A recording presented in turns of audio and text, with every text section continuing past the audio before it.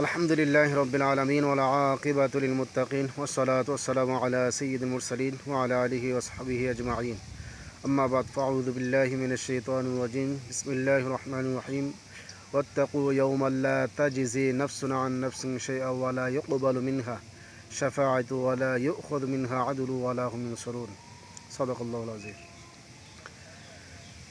শাফায়াত সম্পর্কে আলোচনা করব। শাফায়াত শব্দটি আরবি শব্দ, এর অর্থ হচ্ছে যে সুপারিশ করা, কারো দ্বারস্থ হওয়া, কারো কাছে জন্য অন্যের জন্য সুপারিশ করা।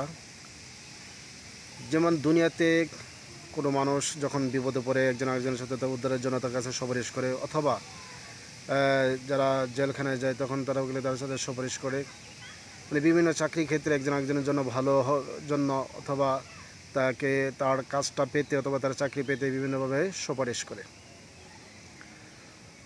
এই হচ্ছে সুপারিশ। কিয়ামতের ময়দানে আল্লাহ রব্বুল আলামিন সকল মানুষকে যখন উত্থিত করবেন, তখন মানুষগুলো এক বিবেকী সময় অবস্থায় অবতীর্ণ হবে, এক বিমর্ষ অবস্থায় তারা অবস্থিত হবে।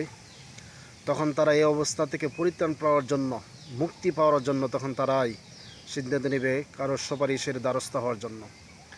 মহান রবের কাছে সুপারিশ করার জন্য তারা দ্বারস্থ হবে আদম আলাইহিস সালামের কাছে। আদম আলাইহিস সালাম বলবেন, আমি আজকে এই দিনে পারবো না। তারা তখন যাবে ইব্রাহিম আলাইহিস সালামের কাছে। ইব্রাহিম আলাইহিস সালাম বলবো, আমিও পারবো না। তারপরে তারা যাবে মুসা আলাইহিস সালামের কাছে। মুসা আলাইহিস সালাম বলবেন, আমিও তো পারবো না। তারা তখন যাবে ঈসা আলাইহিস সালাম। ঈসা আলাইহিস সালাম বলবেন, আমি তো পারবোই না, তবে আজকের এই দিনে তোমাদের এই সংকটময় মুহূর্ত থেকে, এই অবস্থা থেকে, এই বিবেকের সময় অবস্থা থেকে পরিত্রাণের জন্য একমাত্র মুক্তিদাতা অথবা সুপারিশকারী হচ্ছেন আখির নবী সরকার দু আলম রহমতুল্লাহ নবীন জনাবে মোহাম্মদ রসুল্লাহ সাল্লাল্লাহু আলাইহি ওয়াসাল্লাম।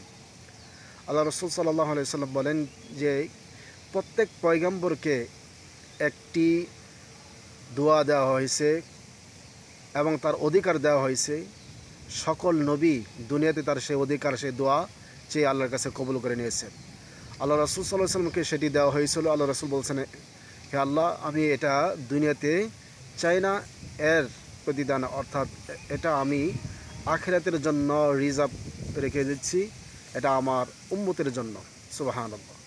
কতটুকু দরদি নবী, কতটুকু উম্মতের প্রতি দরদ ছিল আল্লাহ রসুল সাল্লাল্লাহু আলাইহি ওয়াসাল্লামের, যে অন্যান্য পয়গম্বরগণ তারা দুনিয়া থেকে সেটা আদায় করে নিয়েছেন, কিন্তু আল্লাহ রসুল বলছেন যে না, আমি আমার উম্মতের জন্য সেটা রেখে দিলাম। সেটা হচ্ছে কিয়ামতের ময়দানে তিনি আল্লাহর কাছে সুপারিশ করবেন এবং আল্লাহ তাআলা সুপারিশ তার কবুল করবেন।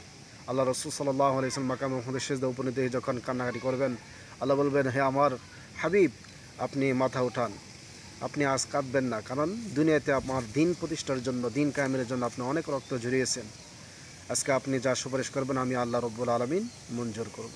তো আল্লাহ রসুল সাল্লাল্লাহু আলাইহি সাল্লামকে বলা হবে যে যারা পরিমাণ যাদের ঈমান আছে আপনি তাদের জন্য সুপারিশ করে জাহান্নাম থেকে কি জান্নাতের দিকে নিয়ে আসেন।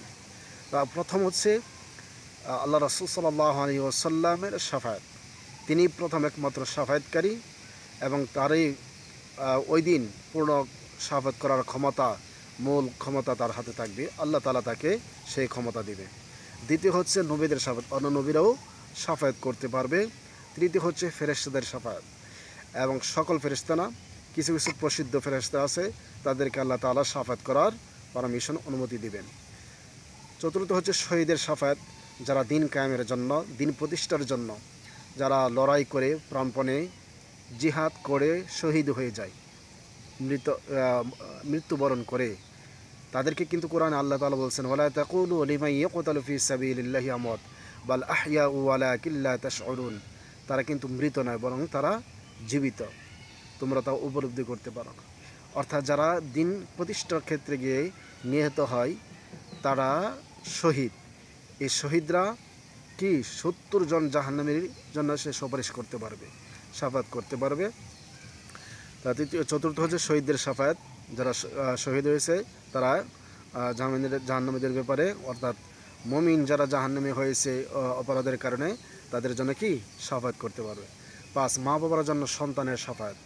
এখানে যে পিতামাতার 3টি সন্তান নাবালক অবস্থায় মৃত্যুবরণ করেছে, ওই সন্তানগুলো পিতামাতার জন্য কি তাদের জন্য সুপারিশ করতে পারবে। 6 মমিনের শাফাত, এবং একজন মমিন, প্রকৃত মমিন, যে মমিন জান্নাতি, এবং সেই মমিন আরেক মমিনের জন্য, যে মমিনের সাথে তার ভালোবাসা রয়েছে, যে মমিনের সাথে তার সম্পর্ক সৌহার্দ্য ছিল, সেই মমিনের জন্য সে শাফাত করতে পারে। এমনভাবে শাফাত সে করবে যেমন দুনিয়াতে একজন আরেকজনের প্রতি যেভাবে ঝগড়ায় বিবাদে লাগে, এভাবে মহান আল্লাহ তাআলার কাছে সেভাবে চেয়ে তার জন্য শাফাত করবে। 7 নম্বর হচ্ছে রোজা এবং কোরআন। রোজা এমন একটি আবাদত, সকল আবাদতের ভিতরে একটা লৌকিকতা বিদ্যমান থাকে মানুষকে দেখানোর উদ্দেশ্যে, কিন্তু রোজার ভিতরে এমন কোনো লৌকিকতা নাই, কারণ এটা একমাত্র আল্লাহর সন্তুষ্টির জন্য, আল্লাহকে খুশি করার জন্য সারাদিন উপবাস থেকে আল্লাহর হুকুম আকাম মেনে যে রোজা রাখা হয়, সে রোজা কিয়ামতের ময়দানে আল্লাহর কাছে সুপারিশ করবে। রোজা বলবে, আল্লাহ তোমাকে সন্তুষ্টি করার জন্য সারাদিন সে উপবাস থেকেছে, পানাহার থেকে, স্ত্রী সংবাদ থেকে, সকল ধরনের অশ্লীলতা থেকে সে নিজেকে হেফাজত করেছে। এই জন্য আমি তোমার দরবারে কি সুপারিশ করি, তুমি কবুল করে নাও। রোজার সুপারিশ কবুল করা হবে। এবং কোরআনুল কারীম, যারা কোরআনুল কারীম শিখেছেন এবং আমল করেন, কোরআন তেলাওয়াত করেন, সে কোরআনুল কারীম আল্লাহর কাছে সুপারিশ করবে। আল্লাহ তারা কিন্তু না ঘুমিয়ে জাগ্রত থেকেই তোমার এই কালামকে সেই তেলাওয়াত করেছে, মুখস্থ করেছে, এটার উপর আমল করেছে। এই কোরআনুল কারীমের মহব্বত, কোরআনুল কারীম তেলাওয়াতের কারণে এই কোরআনুল কারীম কিয়ামতের ময়দানে আল্লাহর কাছে সুপারিশ করবে, এবং এই কোরআনও তার জন্য সুপারিশ করবে, আল্লাহ তাআলা তারা সুপারিশ করবেন। অর্থাৎ এইগুলো কিয়ামতের দিন তাদের সুপারিশগুলি কবুল করা হবে।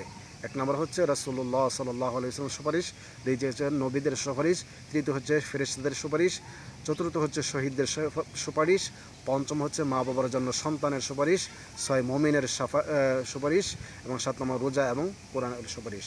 এদের সুপারিশ কিয়ামতের ময়দানে আল্লাহ কবুল করবেন এবং তাদেরকে সেই প্রায়োরিটি এবং ক্ষমতা দান করা হবে।